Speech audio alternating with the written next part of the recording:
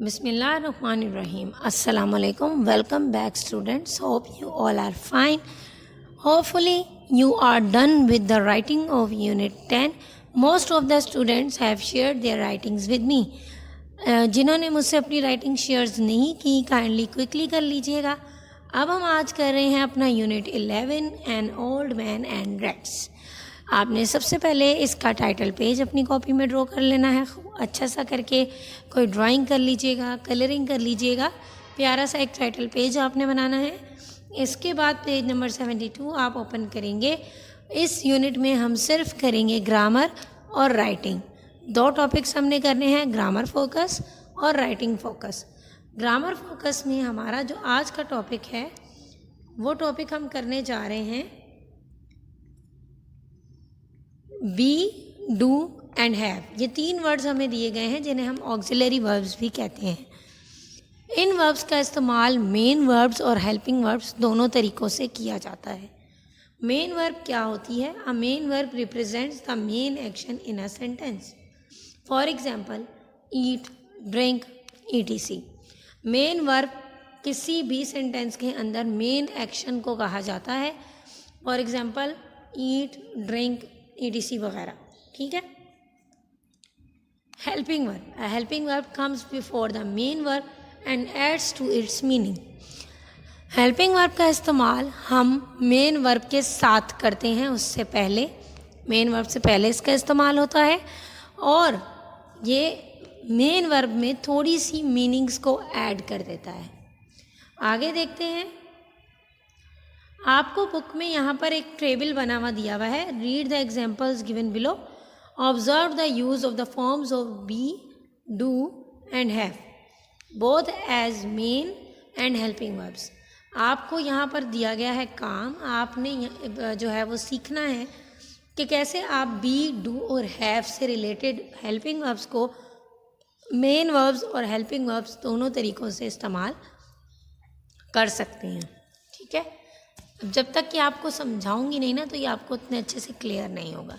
इसके लिए सबसे पहले हम ये वाला टेबल देखेंगे. We can use be, do and have both as main and helping verbs. Be, do और हैव का इस्तेमाल हम मेन और हेल्पिंग वर्ब्स दोनों तरीक़ों से करते हैं. Some forms of be, do and have as helping verbs are given below. इनकी कुछ फॉर्म्स हेल्पिंग वर्ब्स के तौर पर हमें नीचे दी गई हैं. एक कॉलम में लिखा हुआ है बी, दूसरे में लिखा हुआ है डू और तीसरे में लिखा हुआ है हैव. अब अगर आप बी वाला कॉलम देखें तो उसमें दिया हुआ है am, is, are, was, were, be, been और बीइंग. डू वाले कॉलम में दिया हुआ है डज, डू और डिड. और हैव वाले कॉलम में दिया हुआ है हैज़, हैव और हैड. अब जिन बच्चों को टेंसेस अच्छे से आते हैं ना वो ये लॉजिक समझ गए होंगे टेबल को देखते ही, और जिनको थोड़े बहुत टेंसेस क्लियर नहीं है ना वो इसमें जो है वो फंस गए होंगे. अब मसला ये है कि जो ये आपको टेबल गिवन है, बी वाला टेबल अगर आप देखें तो बी वाले टेबल में आपको ऑल इन ऑल तमाम जो हेल्पिंग वर्ब्स दिए हुए हैं वो दिए हुए हैं कंटिन्यूस टेंस के.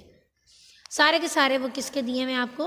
कंटिन्यूस टेंस के. चाहे अब वो ओनली कंटिन्यूस है या वो परफेक्ट कंटिन्यूस है, जो भी है कंटिन्यूस और परफेक्ट कंटिन्यूस के हेल्पिंग वर्ब्स आपको गिवन है. अब अगर मैं बात करूं डू की तो उसमें जो है वो इनडेफिनाइट टेंसेस के हेल्पिंग वर्ब्स आपको दिए हुए हैं. वो हमें इनडेफिनाइट टेंस जो होता है उसके यानी कि सिंपल टेंस जिसको आप कहते हैं, सिंपल पास्ट और सिंपल प्रेजेंट. सिंपल पास्ट और सिंपल प्रेजेंट टेंस के हेल्पिंग वर्ब्स हमें डू के कॉलम में दिए हैं, जबकि तमाम परफेक्ट टेंसेस के हेल्पिंग वर्ब्स हमें हैव के कॉलम में दिए हुए हैं. तो यहाँ से हमें ये बात क्लियर हो गई कि जो हमारा प्रेजेंट परफेक्ट और पास्ट परफेक्ट के हेल्पिंग वर्ब्स दिए हुए हैं, ये मैं आपको रिमाइंड करवाती चलूँ कि प्रेजेंट परफेक्ट और पास्ट परफेक्ट के हेल्पिंग वर्ब्स हमें गिवन है हैव में. प्रेजेंट इंडेफिनाइट और पास्ट इंडेफिनाइट के हेल्पिंग वर्ब्स हमें गिवन है डू में. बाकी के तमाम जो है वो बी के साथ हैं. अब ये जो पिछला टेबल गिवन था, यहाँ अगर आप देखें तो देखें अब हम बी वाले कॉलम पे फोकस करते हैं. पहला सेंटेंस आपको दिया हुआ है आई एम ईटिंग लंच. यहाँ पर जो बी का हेल्पिंग वर्ब है, यानी कि बी के हेल्पिंग वर्ब क्या थे? Is, am, are, was, were, be, been और बीइंग. यानी कि बी की तीनों फॉर्म्स हमें दी हुई थी। तो यहाँ पर एम जो है वो as a helping verb use हुआ है क्योंकि ईट वर्ब है, उसकी आईएनजी फॉर्म यूज़ की गई है ईटिंग। मैंने आपसे कहा था कि हेल्पिंग वर्ब का इस्तेमाल मेन वर्ब के साथ होता है। मेन वर्ब यहाँ पर है ईटिंग, उसके साथ एम यूज़ हो रहा है, इसका मतलब कि ये हेल्पिंग वर्ब के तौर पर यूज़ हो रहा है। इसी के सामने वाले कॉलम में देखें तो उसमें कोई हेल्पिंग वर्ब गिवन नहीं है, सिर्फ लिखा गया है I am not from Karachi. इसका मतलब कि जो एम हमने यूज़ किया है वही यहाँ पर वर्ब है और यहाँ पर वो हेल्पिंग वर्ब नहीं, एज अ मेन वर्ब काम कर रहा है। सेम थिंग दूसरे सेंटेंस में है कि वर्किंग जो है वो आपका मेन वर्ब है, उसके साथ इज़ यूज़ हो रहा है, इसका मतलब is as a helping verb use हो रहा है। मेन वर्ब में कैसे यूज़ होगा, that student is very intelligent, कोई वर्ब गिवन नहीं था, सिर्फ इज़ दिया हुआ था, तो यहाँ पर इज़ मेन वर्ब होगा।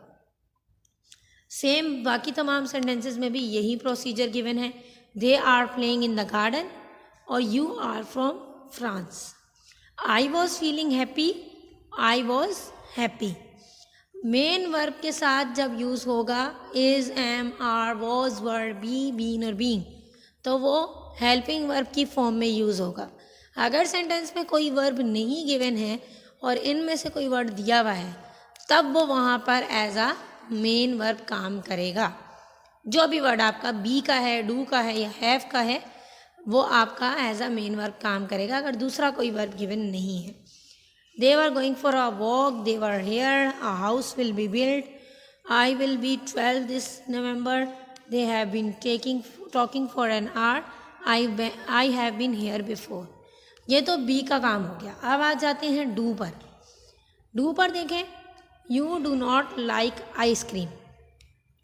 लाइक क्या है, लाइक एक वर्ब है, ठीक है, उसके साथ डू आ रहा है तो एज अ हेल्पिंग वर्ब आ रहा है। मेन वर्ब में ये कैसे आएगा, आई डू माई होमवर्क। यहाँ अब ये मेन वर्ब है क्योंकि दूसरी कोई वर्ब गिवन नहीं है।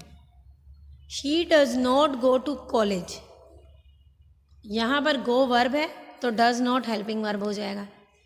ही डज हिज वर्क, कोई वर्ब नहीं है तो डज मेन वर्ब हो जाएगा। They did not attend school, I did my work carefully. Did attend verb है तो डिड नॉट हेल्पिंग वर्ब हो जाएगा और जबकि दूसरे सेंटेंस में कोई वर्ब गिवन नहीं है तो वहाँ पर डिड मेन वर्ब होगा। She has completed her work, she has a new car. They have bought a new house. They have a pet cat in their house. She had talked to her parents. She had a big doll's house. तो वही चीज़ अब यहाँ भी have वाले में भी follow हो रही है कि जहाँ वर्ब होगा हैज़, हैव या हैड, वहाँ पर as a helping verb use होंगे, जहाँ पर नहीं होगा वहाँ पर ये as a main verb use होंगे।